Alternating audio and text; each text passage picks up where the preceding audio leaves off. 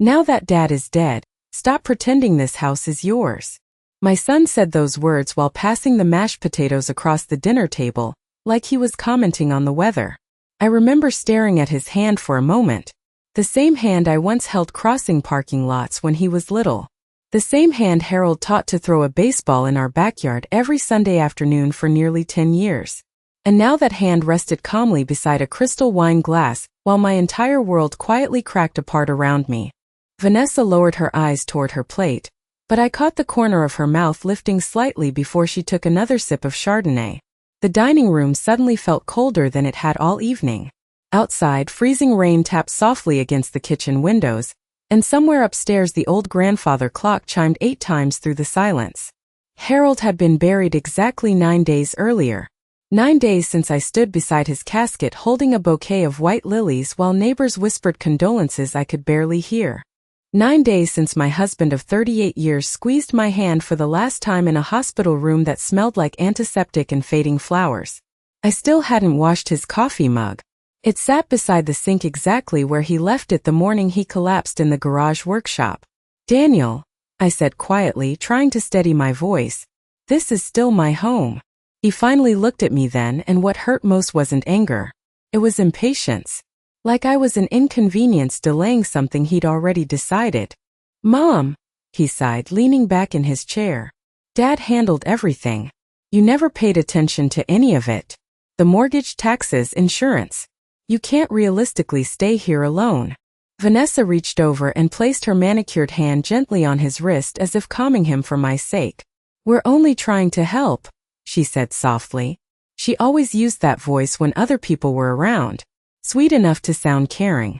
Careful enough to hide the coldness underneath. I looked down at my untouched dinner.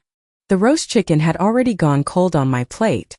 Across the table, candlelight flickered against the polished mahogany Harold spent 3 weekends restoring after we bought the house in 1991. I could still remember the smell of wood stain on his hands. The way he smiled when we finally carried it into this room. We were younger then. Broke. Hopeful. Daniel was 7 years old and kept sliding across the hardwood floors in his socks while I unpacked boxes in the kitchen. "This house is where our family begins," Harold told me that first night while we sat on the living room floor eating takeout burgers because the furniture hadn't arrived yet. I believed him. For almost 4 decades I believed him. "You should start thinking about somewhere smaller," Daniel continued. "Maybe one of those retirement communities near Lakewood." Vanessa found a few nice places online. Retirement communities. 9 days after burying my husband, my son was already searching for ways to remove me from my own life. I folded my napkin carefully and placed it beside my plate. My hands trembled slightly, but I refused to let them see how deeply those words had cut into me. Vanessa stood and began gathering dishes before I could answer. "The upstairs guest room would make a perfect nursery," she said casually while carrying plates toward the kitchen. "The natural lighting in there is beautiful." I slowly lifted my eyes toward Daniel. "Nursery." For the first time all evening he smiled. "We were waiting to tell everyone after the funeral. Vanessa's pregnant." The room went silent again. I should have felt joy. Maybe once I would have. But all I felt was exhaustion. Exhaustion so deep it settled into my bones like winter cold. Harold would have cried hearing that news. He wanted another grandchild so badly these past few years. Sometimes he'd stand in the hallway looking at Sophie's old school photos and smile quietly to himself. But now his chair sat empty at the end of the table while his son discussed replacing me before the soil above his grave had even settled. Vanessa returned with dessert plates. Apple pie. Harold's favorite. She placed one in front of me without meeting my eyes. "You'll still be close by," she said lightly. "And honestly, this house needs a younger family now. Younger family." The words lingered in the air long after she spoke them. I looked around the dining room slowly. The cream wallpaper I picked out myself 20 years ago. The piano Harold bought me for our 25th anniversary. The tiny scratch near the hallway entrance where Daniel crashed his bicycle indoors during a thunderstorm when he was 12. Every inch of this house carried pieces of my life inside it. Pieces of Harold. Pieces of me. Daniel cleared his throat. "We're just trying to make things easier before everything gets complicated legally." Something about that sentence made my stomach tighten. Legally. Harold handled most of our paperwork over the years, but he always reassured me whenever I worried. If anything ever happens to me, he'd say while wrapping his arm around my shoulders at night, "This house protects you." At the time I thought he meant emotionally. Safe memories. Familiar walls. I never imagined he meant something else entirely. Vanessa suddenly stood again. "I almost forgot," she said, reaching into her purse. She pulled out a folder and slid it gently across the table toward me. "These are brochures for assisted living communities. Some of them have wonderful amenities." I stared down at the glossy photographs. Smiling seniors walking through gardens. Bright dining halls decorated for holidays. Small apartments that looked clean and empty and temporary. I didn't touch the folder. Daniel rubbed his forehead impatiently. "Mom, nobody's trying to hurt you here. We just need to start thinking realistically." Realistically. Such a polite word for erasing someone. Upstairs, the old pipes rattled softly as the heat kicked on. Harold used to joke that the house talked more than we did. Every winter evening, he'd sit in his recliner listening to those sounds while reading mystery novels beside the fireplace. Suddenly I could picture him so clearly it almost hurt to breathe. The plaid blanket folded over his lap. His reading glasses slipping down his nose. The way he'd glance up whenever I walked into the room, like seeing me still mattered after all those years. My chest tightened painfully. I pushed my chair back slowly and stood. "I'm tired," I said quietly. Daniel exhaled in frustration. "Mom, don't make this dramatic." "Dramatic?" I nodded once. Then I picked up Harold's untouched pie plate from the center of the table and carried it into the kitchen myself. Neither of them followed me. At the sink, I stood perfectly still for several seconds while rain tapped softly against the dark windows above me. Then I noticed something strange. Resting beside Harold's old coffee mug was a small brass key. I stared at it without moving. I had never seen it before. And suddenly, for the first time since Harold died, I heard his voice clearly in my mind. "If the day ever comes when you feel alone in this house," he once whispered to me late one night, "look inside the place nobody else would think to search." I did not sleep that night. I lay awake staring at the ceiling while rain drifted softly against the bedroom windows Harold and I picked out together nearly 20 years earlier. The left side of the bed remained untouched beside me, the blanket smooth and cold in the darkness. For 38 years, Harold slept on that side. Even after all this time, my body still leaned slightly toward the warmth that was no longer there. Around 3 in the morning, I finally sat up and turned on the bedside lamp. The soft amber light spilled across the room, illuminating pieces of a life that suddenly felt fragile. Harold's slippers still rested near the closet door. His navy robe still hung behind the bathroom door exactly where he left it before going to the garage that final morning. I pressed my hand against the fabric for a moment and closed my eyes. The scent of his aftershave had almost faded now. That frightened me more than I wanted to admit. Some losses arrive loudly. Others disappear slowly, one detail at a time. I reached into my robe pocket and pulled out the small brass key from downstairs. It felt heavier now than it had in the kitchen. Older. Important somehow. Harold had always been meticulous about organization. Every drawer in the garage workshop had labels. Every tax file sat alphabetized in the basement office. He hated disorder with a quiet intensity that made me smile for years. If he left behind a hidden key, it was intentional. I slipped my feet into slippers and walked slowly down the dark hallway. The house creaked beneath me in familiar ways. Third step near the staircase. Loose floorboard beside the linen closet. Tiny clicking sound from the old thermostat near the dining room. Harold used to joke that he could walk through this house blindfolded because he knew every sound it made. Downstairs, the kitchen clock glowed 3:17 in green numbers. The dinner dishes still sat in the sink where Vanessa left them. I noticed she had washed every plate except mine.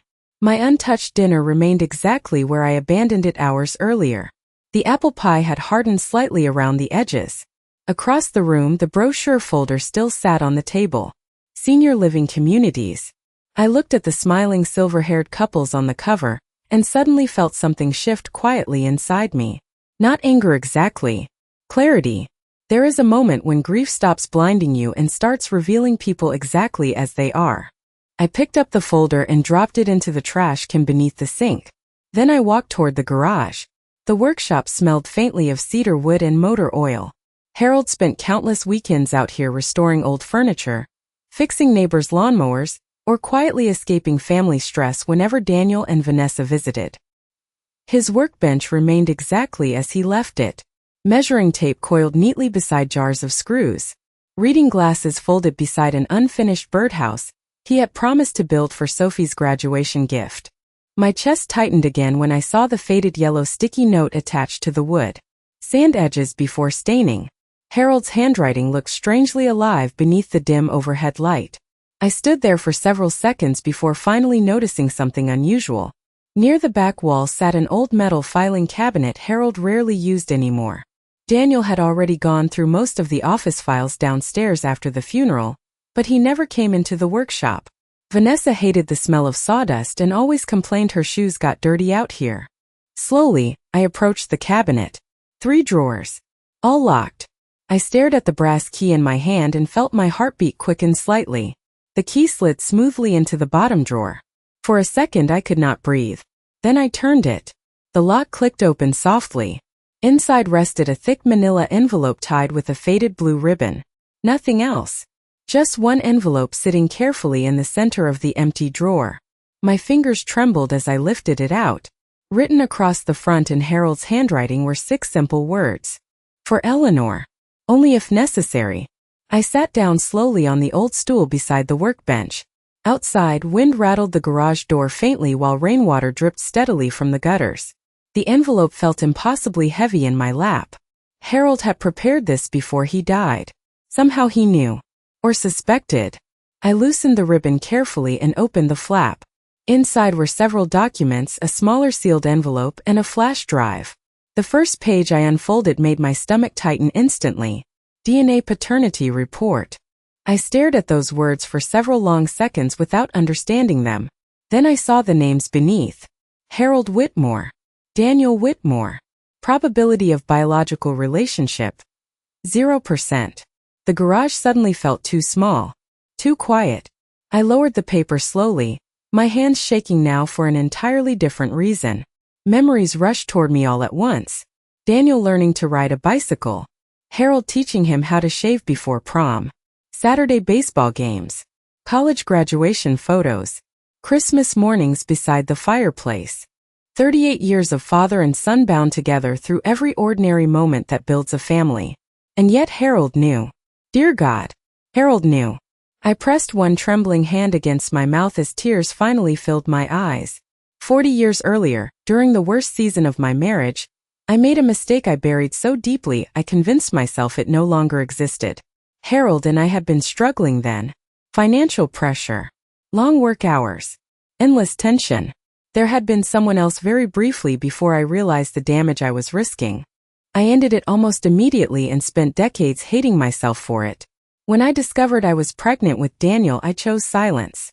And somehow Harold chose silence too. My vision blurred as I unfolded the second document. Trust agreements. Property protections. Legal instructions. Most of the language swam together through my tears until one sentence stopped me cold. In the event Eleanor Whitmore is forcibly removed from the family residence or subjected to coercive pressure regarding property transfer, all ownership interests shall immediately transfer to the Whitmore Community Preservation Foundation. Daniel receives nothing. Vanessa receives nothing. I closed my eyes tightly. Harold knew exactly what kind of people they had become.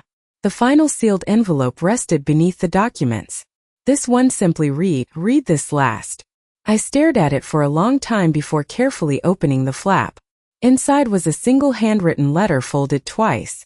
Eleanor, if you are reading this, then things unfolded exactly the way I feared they might. First, I need you to understand something before anything else. Daniel is my son. Biology does not decide that. Love does. Every baseball game, every bedtime story, every lesson I taught him came from a father who loved his child completely. Nothing changes that. Not even this truth. I pressed the letter against my chest for a moment as silent tears slid down my face.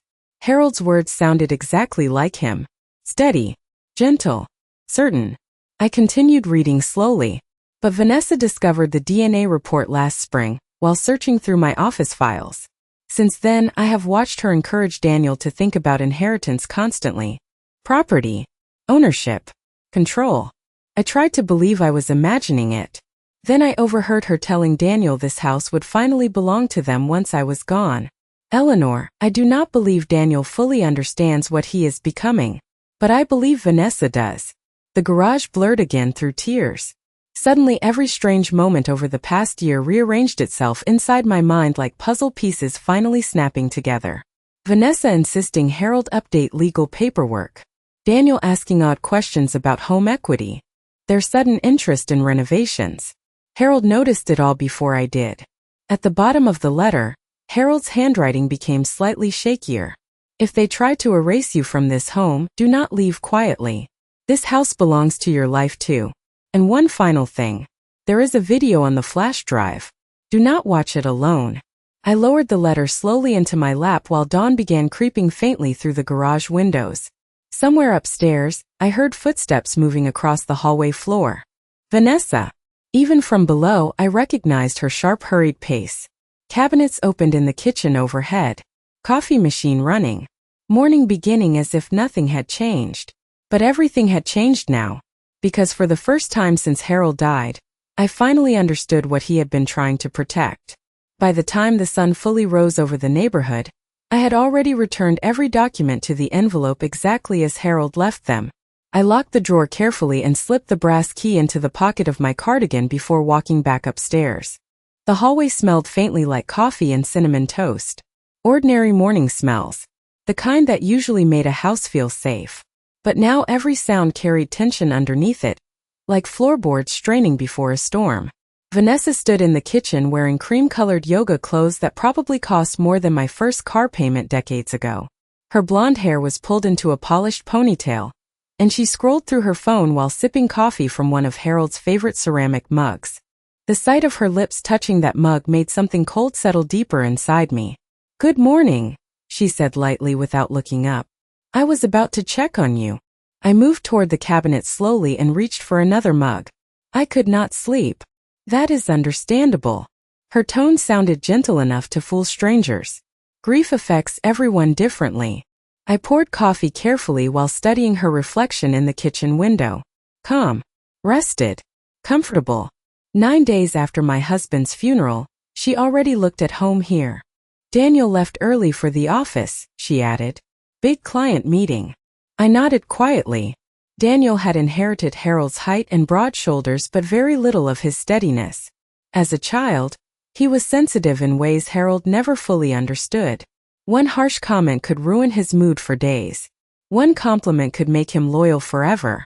Vanessa learned that quickly after they married. She knew exactly how to feed his insecurities while convincing him she was protecting him. "I was thinking," she continued while wiping invisible crumbs from the counter, "maybe today we could start sorting through Harold's clothes together. It might help emotionally." Help emotionally. Such careful words for getting rid of a dead man's life. "Not today," I said softly. Her smile tightened almost invisibly before returning again. "Of course. Whenever you feel ready." Upstairs, I heard the guest bathroom door open. Sophie appeared moments later wearing oversized sweatpants and one of Harold's old university sweatshirts. At 17, she looked so much like Daniel did at that age that sometimes it startled me. Same dark hair. Same thoughtful eyes. But unlike her father, Sophie still noticed small things. She paused when she saw me standing silently at the kitchen counter. "Grandma," she said softly, "are you okay?" Before I could answer, Vanessa spoke first. "Your grandmother had a difficult evening yesterday." Sophie glanced between us carefully. Teenagers notice tension long before adults realize it shows. "Dad should not have spoken like that at dinner," she said quietly. Vanessa set down her coffee cup harder than necessary. "Your father is under a lot of stress right now." Sophie did not answer. Instead, she walked over and wrapped her arms around me briefly. The gesture nearly broke me apart. For the first time in days, someone touched me with genuine warmth instead of obligation. "I have school in an hour," she murmured. "But if you need anything today, call me." I smiled faintly and brushed a strand of hair behind her ear the same way I did when she was little. "Thank you, sweetheart." Vanessa turned toward the sink. You are going to be late if you keep standing around. Sophie grabbed an apple from the counter but hesitated before leaving the kitchen. Grandpa always said Grandma belonged in this house more than anyone. The room went still. Vanessa slowly dried her hands with a dish towel without turning around. Your grandfather said many sentimental things, she replied calmly. Sophie stared at her for another second before walking away. The front door closed a moment later. Silence settled over the kitchen again. I watched Vanessa carefully now. Really watched her the way Harold must have during his final months. The tiny shifts in expression. The controlled patience. The way every word sounded rehearsed. She finally turned back toward me with another polite smile. Teenagers become emotional after funerals. Yes, I answered quietly. Sometimes adults do too. For a brief moment, neither of us spoke. Then her phone buzzed against the marble countertop. She glanced down quickly before picking it up. I caught only part of the message reflected faintly in the dark microwave door. Realtor confirmed 2 o'clock. My stomach tightened immediately. Vanessa tilted the screen away almost instinctively. I need to run errands later, she said casually. Probably gone most of the afternoon. Realtor. She was already preparing to sell the house. Harold had been dead for 9 days. I suddenly remembered something else from the letter. Vanessa discovered the DNA report last spring. Since then, I have watched her encourage Daniel to think about inheritance constantly. Property. Ownership. Control. I lowered my eyes toward my coffee cup so she would not see understanding settling across my face. I may go through some old boxes today, I said softly. There are things Harold kept in storage. Her attention sharpened instantly despite her relaxed expression. Important paperwork? Mostly photographs. She relaxed again but only slightly. Interesting. Very interesting. By noon, Vanessa left the house wearing a tailored beige coat and carrying her oversized leather purse. I stood at the living room window watching her pull out of the driveway in her white Mercedes SUV. The second her car disappeared around the corner, I walked quickly toward Harold's downstairs office. Daniel had already searched through most of the file cabinets after the funeral. Several drawers remained slightly crooked from being shut carelessly. Harold would have hated that. I sat slowly in his leather chair and looked around the room. Dust floated lazily through sunlight near the blinds. His reading lamp remained switched on beside stacks of financial magazines. One of his fountain pens rested beside an unfinished crossword puzzle. He left the final clue blank. 5 letters. Loyal. I swallowed hard before opening the center desk drawer. Empty except for paper clips and old receipts. The second drawer held utility bills and insurance forms. But the bottom drawer caught my attention immediately. The lock was scratched around the edges. Recently scratched. Someone had tried forcing it open. Vanessa. Or Daniel. I carefully pulled the drawer wider. Inside sat only a thin folder labeled property records. Nothing else. Too clean. Too organized. Harold never kept only one file in an entire drawer. I opened the folder slowly. Inside were standard house documents. Mortgage paperwork. Tax records. Renovation receipts. But halfway through the stack something felt wrong. Several pages had clearly been removed. Tiny tears remained near the binder holes. Someone had taken documents recently and hurriedly. I closed the folder again just as voices drifted faintly through the open front hallway. My heart jumped. Vanessa returned earlier than expected. I quickly slid the folder back into place and stood. The front door opened downstairs. Then another unfamiliar voice entered the house with her. A man. The square footage is excellent, he said casually. Especially for this neighborhood. Realtor.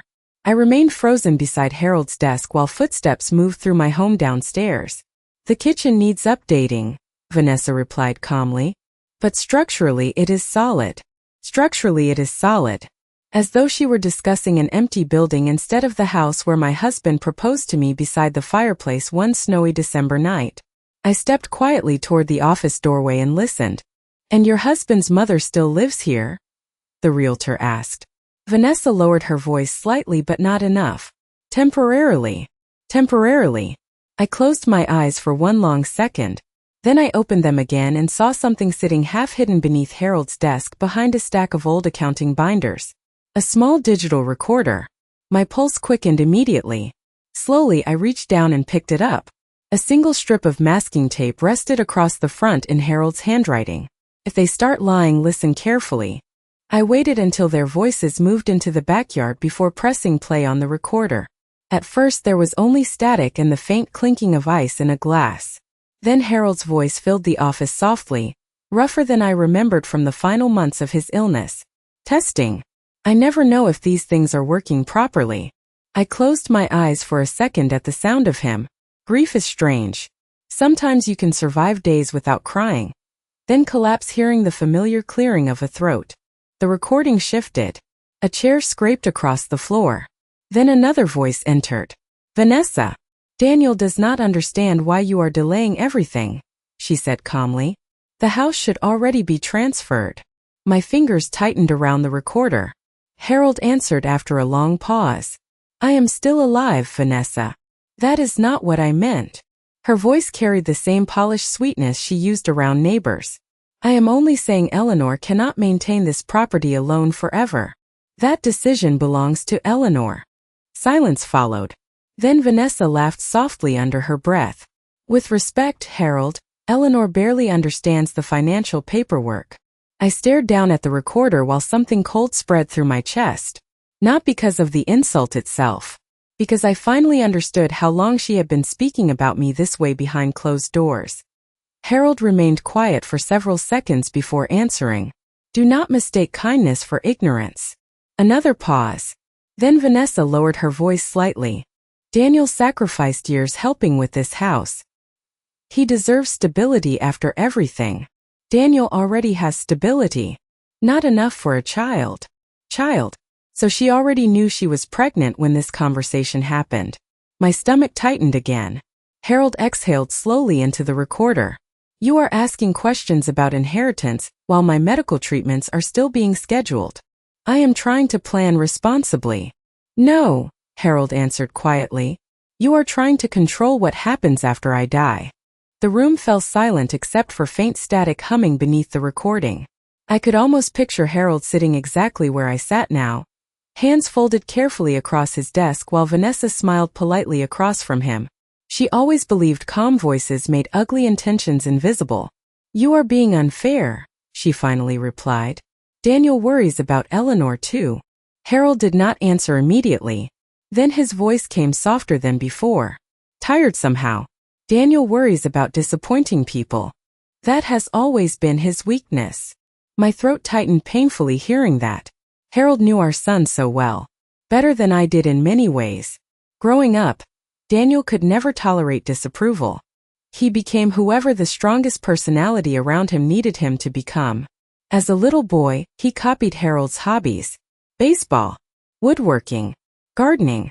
Then after Vanessa entered his life, he slowly began reshaping himself around her opinions instead. Even his laugh changed over the years. You think very little of me, Vanessa said after another pause. No, Harold answered gently. I think you are ambitious. I simply do not believe ambition should replace compassion. The recording clicked off abruptly after that. I sat motionless in the chair long after the silence returned. Outside the office window, gray afternoon clouds drifted low across the neighborhood. Somewhere downstairs, the realtor laughed politely at something Vanessa said. My home had become a showroom while my husband's voice remained trapped inside hidden recordings and locked drawers. Slowly, I rewound the device. There were several more audio files stored inside. Dates written carefully in Harold's handwriting. February 11th, March 2nd, April 18th. He had documented everything for months.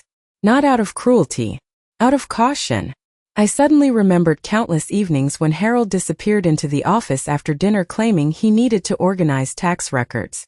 At the time, I thought retirement simply made him obsessive about paperwork. I never imagined he was protecting me. A sharp knock startled me from the hallway. I quickly switched off the recorder and slipped it into the desk drawer just as Sophie appeared at the doorway carrying her backpack. Grandma, she asked softly. I did not know you were in here. I was just looking through some of your grandfather's things. Sophie stepped into the office slowly, her eyes moving across the room. Dad never comes in here anymore. No, I answered quietly. He does not. She hesitated before sitting carefully in the chair across from me, the same chair Vanessa sat in during the recording. I heard Mom showing the house to somebody downstairs. There it was again. Not Grandma. Not you heard Vanessa. Mom. A daughter trapped between loyalty and discomfort. Did your father know? I asked gently. Sophie lowered her eyes toward her backpack zipper. I think so. And you? She swallowed hard. I thought maybe they were only curious about refinancing or something. Her voice grew quieter. But lately Mom keeps talking about open floor plans and nursery renovations, and how this neighborhood property value keeps rising. She looked up at me then with tears beginning to gather in her eyes. Grandma, are they really trying to make you leave? The pain in her voice nearly broke me. I reached across the desk and took her hand carefully. Your grandfather prepared for that possibility. Sophie frowned slightly. What does that mean? I almost answered honestly. Almost told her everything. The DNA report. The trust. The recordings. But Harold's final note lingered in my mind. Do not watch the video alone. There were still pieces of this story I did not fully understand myself. It means your grandfather loved this family very much, I said softly. And he saw things more clearly than people realized. Sophie wiped quickly beneath her eyes before standing again. Dad is not a bad person. I know. And that was the tragedy of it. Daniel was not cruel by nature. Weakness can destroy people just as thoroughly as cruelty. Sometimes more quietly. Downstairs, the front door opened again, followed by Vanessa's voice floating upward. I think the property could easily list above market once we modernize the kitchen. Modernize the kitchen. I suddenly pictured Harold sanding cabinet doors by hand late into the night because we could not afford contractors back then. He spent 6 straight weekends building those cabinets himself while listening to old Frank Sinatra records on the radio. Every scratch in this house carried fingerprints from our marriage. And Vanessa discussed it like an investment opportunity between lunch reservations. Sophie stiffened beside the doorway when she heard her mother's voice below. I should go downstairs before she notices I am home. She hesitated again. Grandma. Yes. Grandpa used to tell me something whenever Mom and Dad argued about money. I looked up at her quietly. Sophie gave a faint sad smile. He said the fastest way to discover somebody's true character was to watch what they do when they think something valuable might become theirs. Then she walked softly out of the office, leaving me alone again with Harold's empty chair. An unfinished crossword puzzle. Loyal. 5 letters. I stared at the blank square for a long moment before finally reaching for Harold's fountain pen. Slowly, carefully, I wrote the answer exactly where he left it unfinished. Faithful. The next morning I woke before sunrise again. For years Harold used to tease me about waking up with the birds while he preferred lingering beneath warm blankets for another 30 minutes. Every morning he would eventually shuffle into the kitchen wearing plaid pajama pants and complain dramatically about retirement ruining his ability to sleep late. I could still hear his voice so clearly that sometimes I forgot he was gone for a few seconds after waking. Then reality settled back over the room like cold fog.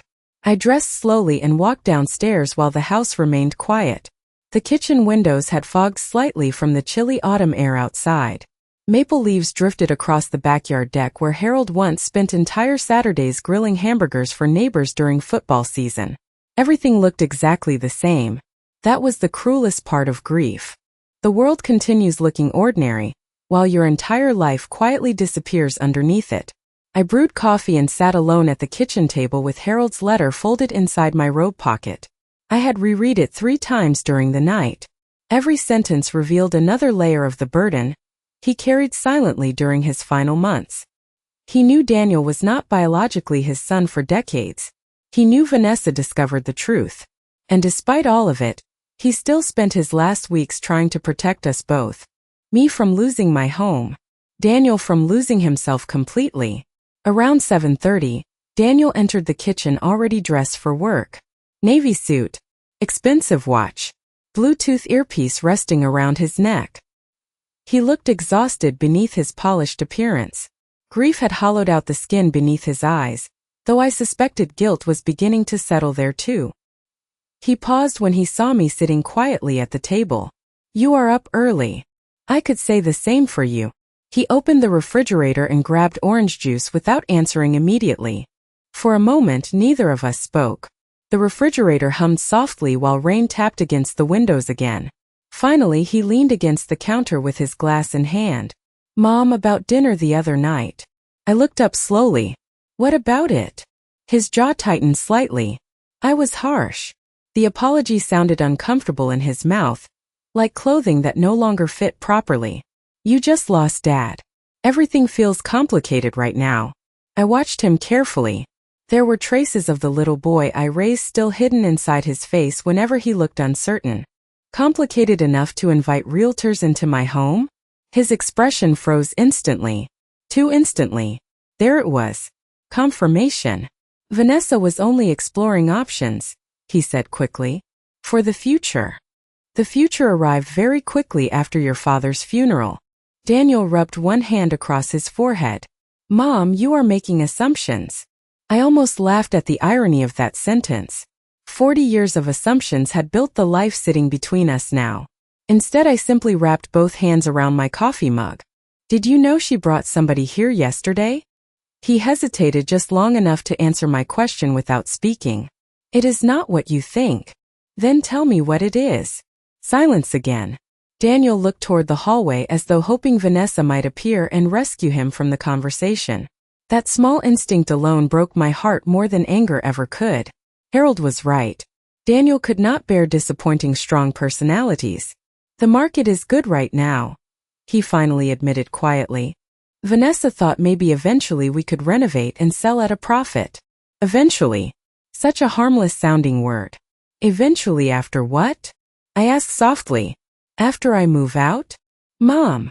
His voice sharpened with frustration. Nobody is throwing you out. I stared at him for several long seconds. 9 days after burying my husband, your wife walked through this house discussing property value and kitchen upgrades with a realtor. Daniel looked away immediately. You are overreacting. That sentence landed harder than anything else he had said so far. Overreacting. Women hear that word whenever their pain becomes inconvenient for somebody else. Before I could answer, Vanessa entered the kitchen carrying her tablet and car keys. Her smile appeared instantly when she noticed us talking. Good morning. She kissed Daniel lightly on the cheek before pouring herself coffee. You left before I woke up. Could not sleep, he muttered. Vanessa glanced between us carefully. Everything okay? We were discussing yesterday. Her expression remained perfectly calm. Oh. She sat beside Daniel and crossed one elegant leg over the other. Eleanor, I really hope you do not misunderstand my intentions. The realtor is an old family friend. I simply wanted information. About selling my home. About possibilities, she corrected smoothly. You have to think practically at your age. At your age. There it was again. The quiet reduction of a human life into inconvenience. I noticed Daniel watching the conversation nervously without interrupting. Years ago he would have defended me instantly. But people change slowly, one silence at a time. Your father built this kitchen himself, I said quietly. Vanessa smiled politely. And it served your family beautifully for many years. Many years. Past tense already. I looked down at the wedding ring still resting on my finger. Harold used to twist that ring playfully whenever we held hands during long car rides. 38 years of marriage reduced to renovation plans and market evaluations before the flowers from his funeral had even wilted completely. There is something else, Vanessa continued carefully. Daniel and I were thinking maybe the upstairs bedroom closest to the nursery would work better for us. Daniel shifted uncomfortably beside her. Vanessa. What? She asked lightly. We have to discuss these things eventually. I slowly raised my eyes toward them both. You want Harold's bedroom. Neither answered immediately. Vanessa softened her expression again. Only because of the attached bathroom. I stood carefully from the table before either of them could continue. Excuse me. Mom, Daniel called after me. I stopped near the doorway without turning around. Your father once told me something after we bought this house. My voice sounded calmer now than I expected. He said a home remembers the people who truly loved it. The kitchen fell silent behind me. Then I walked upstairs without waiting for a response. In the bedroom, I closed the door softly and sat on the edge of the bed beside Harold's empty pillow. Rain drifted gently against the windows while downstairs I heard muffled voices begin arguing quietly. Vanessa's sharper tone. Daniel trying unsuccessfully to calm her. Their marriage sounded different now that I understood what lay beneath it. Fear. Greed. Pressure. I reached into my robe pocket and unfolded Harold's letter again. Near the bottom of the page I noticed something I missed before. A sentence written smaller beneath his signature. Martin Keller knows everything. Trust him. Martin Keller. Harold's attorney for almost 20 years. My heartbeat quickened slightly. I had not spoken to Martin privately since the funeral reception. Vanessa stayed beside me almost constantly afterward, answering questions before I could, organizing meals, discussing paperwork. At the time I mistook it for helpfulness. Now I understood it was management. Control. I stood quickly and walked toward Harold's old nightstand.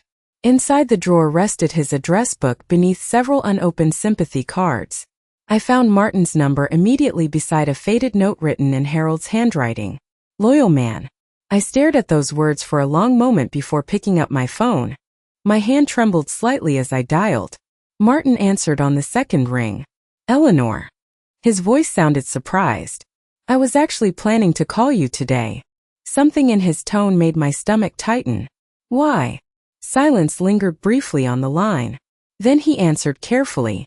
Because your husband left specific instructions in the event Daniel and Vanessa began discussing the house sooner than expected. Martin asked me to meet him at his office downtown that afternoon. I almost declined at first. The idea of leaving the house while Daniel and Vanessa wandered through it discussing renovations made my chest tighten with unease. But Harold trusted Martin. And after everything I had discovered these past 2 days, I realized trust had become a rare and precious thing. Around noon, I quietly gathered my coat and purse while Vanessa sat in the living room scrolling through nursery furniture on her tablet. Soft instrumental music drifted from the television while she highlighted baby cribs and paint colors as though the future already belonged entirely to her. Going somewhere? She asked without looking up. I have errands. Her eyes finally lifted toward me. Careful. Curious. Do you need me to drive you? No, I picked up my keys from the hallway table. I still remember how. A faint smile touched her mouth, though not warmly.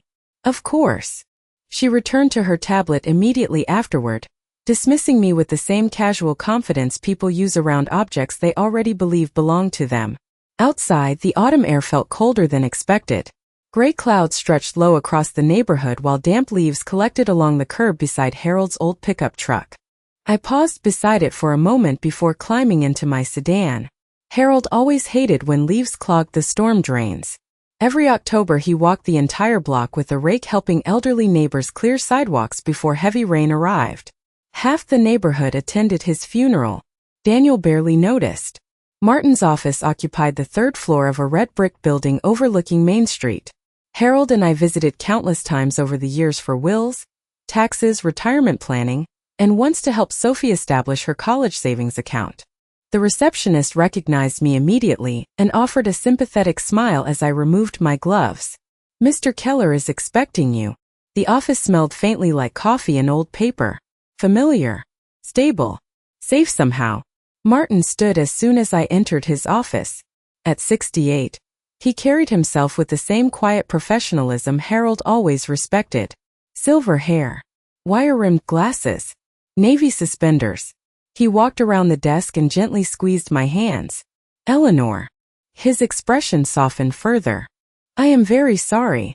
Those simple words nearly undid me more than all the rehearsed condolences at the funeral combined. Because Martin truly knew Harold. They spent decades building trust together. I found the letter, I said quietly after sitting down. Martin nodded slowly, as though he had expected that moment for months. Then you know about the trust. And the DNA report. Something flickered briefly across his face. Sadness, perhaps. Harold hoped you would never need to discover any of this under these circumstances. I stared down at my purse resting in my lap. How long did he know? Martin removed his glasses carefully before answering. Since Daniel was 3 years old. The room seemed to tilt slightly despite already knowing the truth. 3 years old. which meant Harold spent almost Daniel's entire life carrying that secret alone. Why stay? I whispered. Martin's eyes softened. Because he loved you. And because by the time he learned the truth, Daniel was already his son in every way that mattered. Tears blurred my vision again. I remembered Daniel at age 4 asleep on Harold's chest during thunderstorms. Harold teaching him multiplication at the kitchen table using pennies. The way he cried privately after Daniel left for college because he feared the house would feel empty without him. Not once during all those years did Harold treat him differently. Not once. Harold was not weak, Eleanor, Martin said gently. He made a conscious decision. I nodded silently while trying to steady my breathing. Martin opened the top drawer of his desk and removed a thick sealed folder. There is more you need to understand before Daniel and Vanessa push things further. He slid the folder toward me carefully. 6 months ago, Harold revised every major legal protection tied to the property and trust accounts. I opened the folder slowly. Inside sat legal documents covered in colored tabs and handwritten notes. My eyes immediately landed on one sentence highlighted in blue ink. In the event Eleanor Whitmore experiences coercion, displacement pressure, emotional manipulation, or involuntary housing instability initiated by Daniel Whitmore or Vanessa Whitmore, all residential ownership transfers permanently to the Whitmore Community Preservation Foundation. They get nothing, I whispered. Correct. Martin folded his hands calmly atop the desk. Harold became increasingly concerned after Vanessa began pressuring him about property restructuring. I thought back to the recordings, the realtor, the nursery discussions. Did Daniel know about the trust? Not entirely. Martin hesitated carefully. Harold still believed your son could step away from Vanessa's influence if given enough time. The sadness in that sentence settled heavily inside me. Harold spent his final months hoping the son he raised would remember who he truly was. And the video? I asked quietly. Martin's expression changed immediately. More serious now. You have not watched it yet? No good. He leaned back slowly in his chair.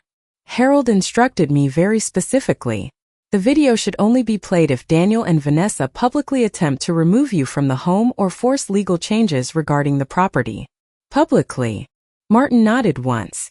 Your husband anticipated that Vanessa would eventually push for a family meeting, once she believed enough pressure had built against you. Family meeting. The phrase alone made my stomach tighten. Vanessa loved controlling conversations in front of witnesses because it allowed her to appear reasonable while cornering people emotionally. Harold understood her perfectly by the end. Martin removed another smaller envelope from the folder and handed it to me. This contains copies of every recording Harold made during the past year. I stared at the envelope in silence. He documented that much? More than you realize. Martin lowered his voice slightly. Harold overheard Vanessa discussing DNA inheritance law with a realtor friend last spring. After that, he stopped trusting her intentions completely. My chest tightened again. So Vanessa knew not only about the DNA report. She researched how it might affect property claims. Did Daniel know she found the report? We are not certain. Martin chose his words carefully. But Harold believed Vanessa revealed selective pieces of information to manipulate him emotionally. Of course she did. Daniel already feared instability. The possibility of losing inheritance after discovering he was not biologically Harold's son would destroy him psychologically. Vanessa likely used that fear to tighten control around him little by little. What happens now? I finally asked. Martin studied me quietly for several seconds before answering. That depends entirely on you. Meaning Harold left legal protections. But emotionally, this is still your family. His voice remained calm and respectful. You can enforce every clause tomorrow if you choose. Or you can wait. I looked down at my wedding ring again. Harold spent 40 years protecting all of us, even when we disappointed him. Especially then. I do not want revenge, I said softly. Martin nodded immediately. I know. I just want the truth to stop hiding inside this house. For the first time that afternoon, Martin smiled faintly. That, he said gently, sounds exactly like something Harold would say. When I returned home near sunset, the house looked strangely warm from the outside. Golden kitchen lights glowed through the windows while smoke curled softly from the chimney. For one brief moment, it almost resembled the life I lost. Then I noticed the contractor van parked beside the driveway. My footsteps slowed immediately. 2 men carried measuring equipment through the front door, while Vanessa stood nearby discussing wall dimensions with cheerful enthusiasm. She turned the second she noticed me approaching. "Oh good," she called brightly. "You are back." I stopped beside the porch steps. "What is this?" "Just preliminary estimates." Her smile never wavered. "If we are going to modernize before the baby arrives, we need timelines." Modernize. Again that word. One of the contractors glanced awkwardly between us before returning inside. I looked past Vanessa into the hallway where blue painter's tape now marked sections of my walls. My walls? Daniel knows about this? I asked quietly. Of course. But something in her expression shifted slightly when she answered. Too quickly. Too rehearsed. Suddenly I realized something important. Vanessa no longer believed she needed permission from anyone. Not from Daniel. Not from me. She already saw herself as the future owner of this house, which meant she had no idea Harold already changed everything before he died. That evening, I sat alone in the den while rain rolled steadily against the windows and contractor's measurements remained marked across my walls in strips of blue tape. The house no longer felt invaded quietly. It felt occupied. Vanessa moved through the kitchen humming softly, while organizing takeout menus and renovation estimates across the counter, as though she had already inherited every room around her. Daniel arrived home just after 7 carrying exhaustion across his face like a heavy coat. He loosened his tie near the front door and froze the moment he noticed the contractor folders spread across the dining table. "What is all this?" he asked. Vanessa barely looked up from her laptop. "Cabinet estimates." Daniel frowned immediately. "I told you we should wait." "Wait for what?" she replied calmly. "The baby is coming in 6 months. Dad just died." Her fingers stopped moving across the keyboard. The room fell silent for a second before she answered quietly. "And life keeps moving whether we are comfortable with it or not." I remained still in the den doorway listening without interrupting. Daniel rubbed both hands across his face slowly. "Vanessa, this is becoming too much too fast." "Too fast." She finally looked up at him fully now. "Your mother still occupies the master bedroom while we are preparing for a child." Occupies. Not lives in. Occupies. Every word she chose revealed more than she realized. Daniel lowered his voice. "She is grieving." Vanessa laughed softly beneath her breath. "Daniel, she has been grieving dramatically for years. Harold handled every responsibility in this family, while she floated through life pretending sentiment paid bills." My chest tightened sharply hearing that. Not because the words hurt anymore. Because they sounded rehearsed. Like thoughts she repeated often when I was not around. Daniel glanced toward the den uneasily as though sensing I might hear them. "Do not talk about her like that. Then stop forcing me to carry all the practical responsibility here." She closed the laptop harder than necessary. "You know perfectly well we cannot move forward until boundaries change in this house." "Move forward? Boundaries?" She dressed cruelty in therapy language and practical phrases so carefully that Daniel almost stopped noticing the cruelty itself. I stepped quietly back into the hallway before either of them saw me listening. Upstairs, I closed the bedroom door softly behind me and sat on the edge of the bed.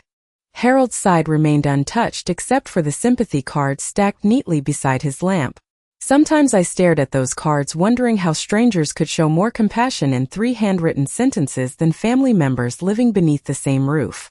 My phone buzzed gently against the nightstand. "Sophie." I answered immediately. "Hi, sweetheart." Her voice sounded hushed. "Grandma, are Mom and Dad arguing?" I glanced toward the closed bedroom door. "A little." Silence lingered briefly. Then Sophie sighed softly. "I hate being at Jenna's house wondering what is happening there." Jenna was her best friend from school. Sophie had been staying there more often since the funeral. At first I assumed she needed distance from grief. Now I suspected she needed distance from tension. "You do not need to worry about me," I said gently. "I do though." Her voice cracked slightly. "Grandpa would hate all of this." Tears rose unexpectedly in my eyes again. "Yes," I whispered. "He would." Sophie hesitated before speaking again. Dad used to be different. I know. Before Mom started talking about investments in neighborhoods and appearances all the time. I closed my eyes quietly. Children notice more than adults believe. Your father is lost right now. No, Sophie answered softly. I think he is scared. After we hung up, I sat alone in silence for a long time thinking about that word. Scared. Fear explained Daniel better than greed ever could. Fear of instability. Fear of losing status. Fear of disappointing Vanessa. Fear of discovering who he was beneath all the roles he played for other people. Harold understood that weakness deeply, which was why he tried protecting Daniel even while preparing legal defenses against him. Around 9:30 there was a knock at my bedroom door. Daniel stepped inside before I answered. He looked exhausted now in a way grief alone could not explain. Can we talk? I nodded toward the chair near the window. He sat heavily and stared at the carpet for several seconds before speaking. Vanessa gets intense sometimes. I almost smiled sadly at the understatement. She believes planning helps her feel secure. And does humiliating me help too? Daniel flinched slightly. Good. That is not fair. No, I answered quietly. None of this is fair. Rain tapped steadily against the windows while he struggled for words. Finally he looked up at me with tired eyes. Mom, I need you to understand something. Then explain it honestly. His jaw tightened again. The house matters financially now more than ever. Because of the baby? Because of everything. He leaned forward slightly. Do you know how expensive life has become? Mortgage rates. Medical insurance. Tuition planning. Vanessa worries constantly about stability. Stability. Another word hiding fear beneath it. And my stability? I asked softly. Daniel looked away immediately. There it was again. The inability to face discomfort directly. You would not be abandoned, he muttered. We discussed excellent retirement communities. You discussed them. Silence. Then his voice dropped lower. Dad handled money differently than you realize. My pulse quickened instantly. What does that mean? He hesitated. Too long. Nothing. Daniel. He stood abruptly and walked toward the window. Dad worried about protecting assets before he died. From who? He turned back too quickly. That is not what I meant. But his face had already answered the question. Vanessa told him something. Not everything. But enough. I studied my son carefully while realization settled slowly into place. Vanessa had poisoned him with fear about inheritance long before Harold died. Maybe she hinted that legal complications existed. Maybe she suggested I would eventually control everything alone. Whatever version she fed him, it pushed him into survival mode. Did Vanessa tell you something about your father's estate? I asked quietly. Daniel's shoulders stiffened instantly. No lie. Clear and immediate. Harold was right again. Daniel had already begun reshaping reality around whatever Vanessa needed him to believe. Your father loved you very much, I said softly. Daniel laughed once beneath his breath, though there was no humor in it. You always say things like that whenever money conversations start. My stomach dropped slightly. What conversations? He rubbed both hands across his face again. Forget it. No, my voice sharpened unexpectedly. Do not walk into my bedroom and speak in riddles. For the first time in days, Daniel looked genuinely emotional rather than defensive. You do not understand what Dad told me before he died. The room went completely still. What did he tell you? Daniel swallowed hard and stared down at the floor. He said sometimes love means accepting painful truths quietly. My heartbeat quickened painfully. Harold said that to him? Why?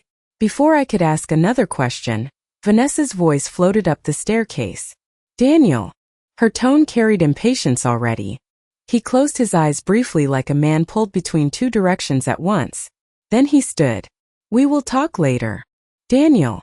He paused near the doorway without turning around. I just need things to settle down. Settle down. Another frightened phrase. Another excuse to avoid truth. After he left, I sat motionless in the dim bedroom while thunder rolled faintly somewhere beyond the hills. Then slowly, carefully, I reached beneath the bed and pulled out the folder Martin gave me earlier. Hidden inside were copies of every trust document, every recording transcript, every legal instruction Harold prepared before dying. But one item still remained untouched at the bottom of the folder. The flash drive labeled only with one sentence written in Harold's handwriting. Play when they finally stop pretending. 3 days later, Vanessa announced the family dinner over breakfast like she was hosting a holiday celebration instead of preparing an ambush. "I invited your sister Ruth and her husband tonight," she said while placing avocado slices onto toast with perfect precision. "And Sophie will be home early from school." She smiled pleasantly toward me across the kitchen island. I thought maybe it would be good for everyone to discuss the future together. The future. That word again. By now I understood exactly what it meant in Vanessa's mouth. Control. Ownership. Removal. Daniel sat beside her stirring coffee he barely drank. He looked exhausted lately, dark circles forming beneath his eyes while tension settled permanently across his forehead. Grief mixed badly with fear. And fear mixed even worse with manipulation. "You should not have invited people without asking me," he muttered quietly. Vanessa reached over and squeezed his wrist gently. "Your mother deserves transparency." Transparency. Another carefully polished word hiding something ugly underneath it. I remained silent while butter slowly melted across my untouched toast. Upstairs, Harold's side of the closet remained exactly the same. His winter jacket still hung neatly pressed beside mine. His favorite wool scarf still rested over the bedroom chair. Yet downstairs strangers discussed my future like I was aging furniture nobody wanted to throw away publicly. Around 5:30 that evening, the house filled with familiar voices and uncomfortable politeness. Ruth hugged me tightly near the front door and whispered, "You look pale." I forced a faint smile. "I have been sleeping poorly." Her husband Carl carried a bottle of wine into the dining room while Sophie lingered beside me in the hallway longer than usual. "Mom has been acting strange all day," she murmured softly. "Dad too." I brushed her hair gently behind her ear. "Just stay calm tonight." She frowned slightly. "Grandma, what is happening?" Before I could answer, Vanessa appeared carrying a serving tray of roasted chicken toward the dining room. "Dinner is ready." The table looked beautiful in the warm chandelier light. Vanessa used my cream linen tablecloth and Harold's silver serving dishes, as though she had always belonged at the center of this family. Ruth complimented the meal politely while Daniel poured wine with slightly trembling hands. Nobody mentioned Harold directly during the first 15 minutes. That silence felt louder than grief itself. Finally, Vanessa folded her napkin carefully and smiled around the table. "There is something important Daniel and I wanted to discuss tonight." My pulse slowed strangely instead of quickening. So this was it. The moment Harold predicted. Daniel cleared his throat but did not speak immediately. Vanessa continued smoothly when he hesitated. "As everyone knows, Eleanor has had a difficult time managing alone since Harold passed." Ruth frowned slightly. "It has only been 2 weeks." Vanessa nodded sympathetically. "Exactly. Which is why planning early matters." I noticed Sophie stiffen immediately beside her father. Daniel stared down at his plate. "We have been researching excellent retirement communities nearby," Vanessa continued. "Places with medical support, social activities, transportation services." Carl shifted uncomfortably in his chair. Ruth looked directly at me. "Eleanor, is this something you want?" Before I could answer, Daniel finally spoke. "Mom staying here long-term just is not realistic anymore." The room grew very quiet. Sophie lowered her fork slowly onto her plate. "Why not?" she asked softly. Vanessa's smile tightened slightly. "Sweetheart, houses this size require enormous upkeep. Grandpa managed it fine. Your grandfather was younger." "By 14 years, Sophie replied immediately. Daniel sighed heavily. "Sophie." But she did not back down. "Grandma has lived here almost 40 years. Vanessa folded her hands carefully together atop the table. "And nobody is erasing that history. We are simply trying to make practical decisions before the baby arrives." There it was again. The baby. Their moral shield for every selfish decision. I looked around the dining room slowly. The grandfather clock ticking near the hallway. Harold's empty chair at the end of the table. The tiny candle burned near the centerpiece from Christmas dinner 23 years earlier when Daniel accidentally knocked over a match. Every object inside this room carried memory, love, time. Yet Vanessa discussed my life here like an expired lease agreement. Ruth finally looked toward Daniel directly. Does Eleanor even want to leave? Daniel rubbed his forehead. Mom does not fully understand the financial realities. That sentence settled over the table like ice water.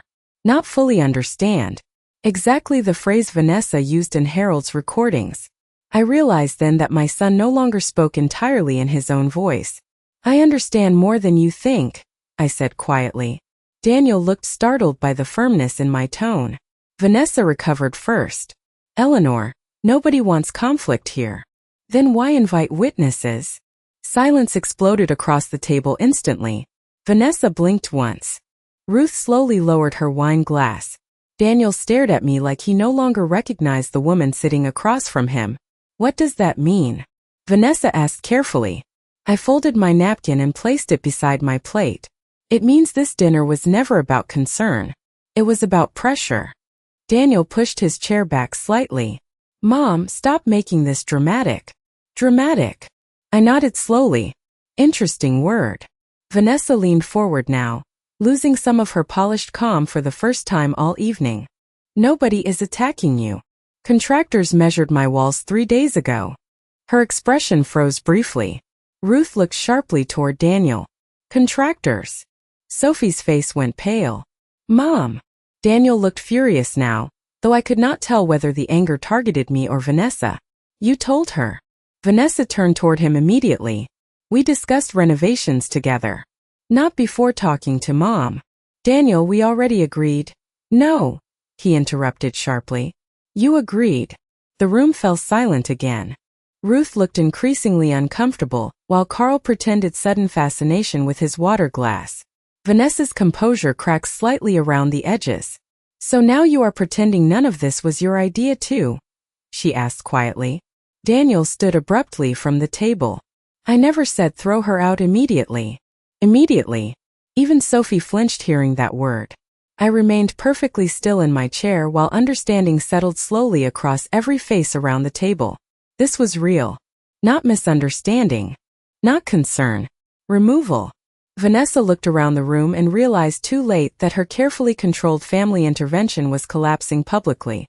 Nobody said throw her out, she snapped. We are discussing transition planning. For my bedroom? I asked softly. For Harold's office? For the kitchen he built himself. She opened her mouth but no words came immediately this time. Good. Sophie suddenly stood from her chair, tears filling her eyes. Grandpa is barely gone and you are already talking like Grandma died too. Daniel closed his eyes painfully. Vanessa looked stunned by the accusation. Ruth reached immediately for Sophie's hand, while the room trembled under the weight of truths nobody wanted spoken aloud. Slowly, carefully, I reached into my purse beside the chair. Then I removed the flash drive Harold left behind and placed it quietly in the center of the dinner table. Every eye dropped toward it instantly. What is that? Daniel asked. I looked directly at my son for the first time all evening. Something your father wanted this family to hear once everyone stopped pretending. Nobody moved for several seconds after I placed the flash drive in the center of the table. Rain drifted softly against the dining room windows while the grandfather clock ticked behind us with slow, deliberate rhythm. Sophie stared at the small silver drive like it might explode. Ruth looked between Daniel and me with growing confusion. Vanessa recovered first. Of course she did. Eleanor, she said carefully, this really is not necessary. I looked directly at her. Harold disagreed. Daniel's face had gone pale now. Mom, what exactly is on that? I reached for my water glass calmly before answering. The truth. Silence settled across the table again. Then slowly, almost reluctantly, Daniel reached for the flash drive. His fingers trembled slightly as he stood and walked toward the television cabinet in the den. Nobody stopped him.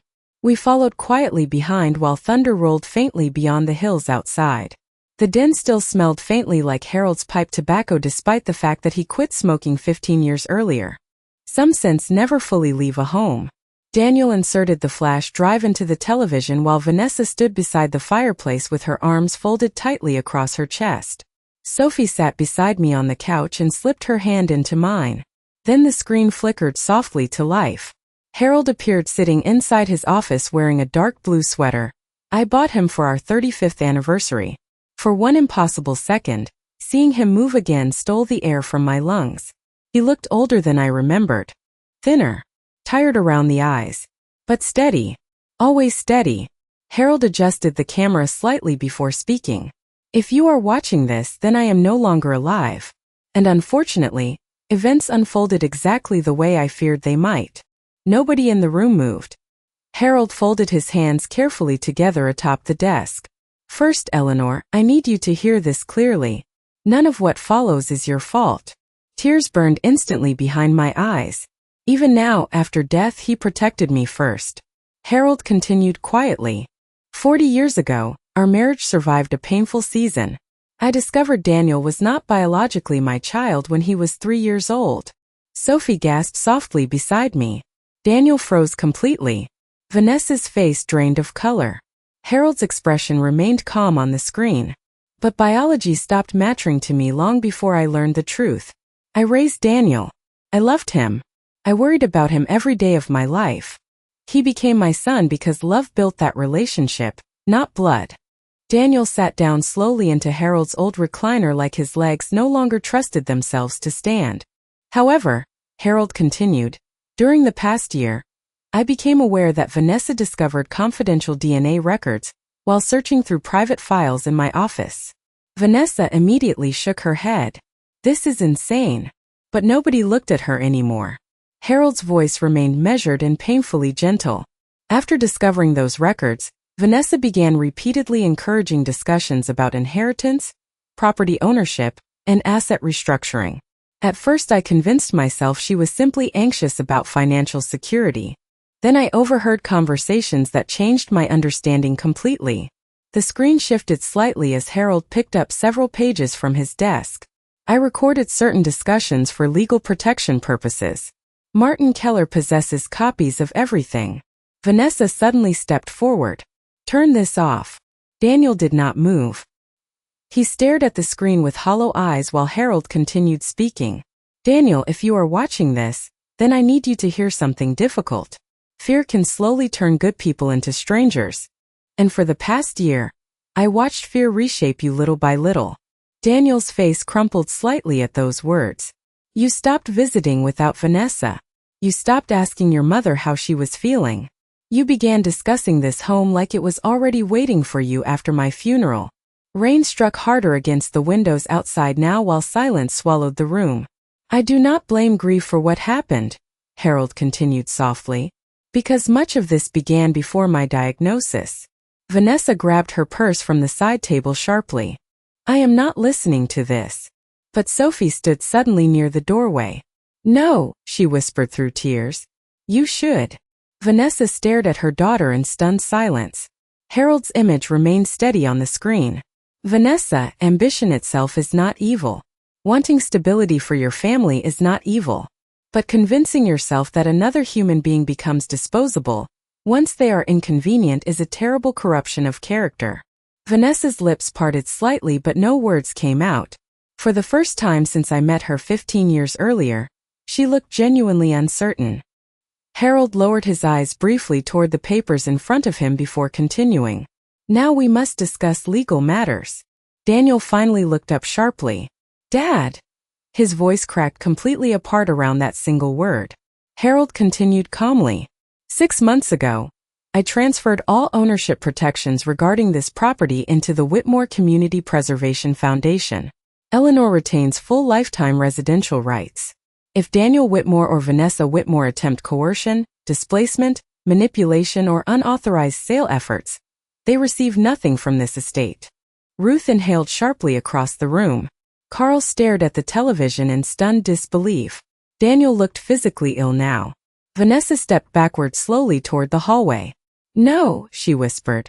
No, that cannot. Harold's voice cut gently through the room again. Daniel, this decision was never punishment. It was protection. Protection for Eleanor. And honestly, protection for you too.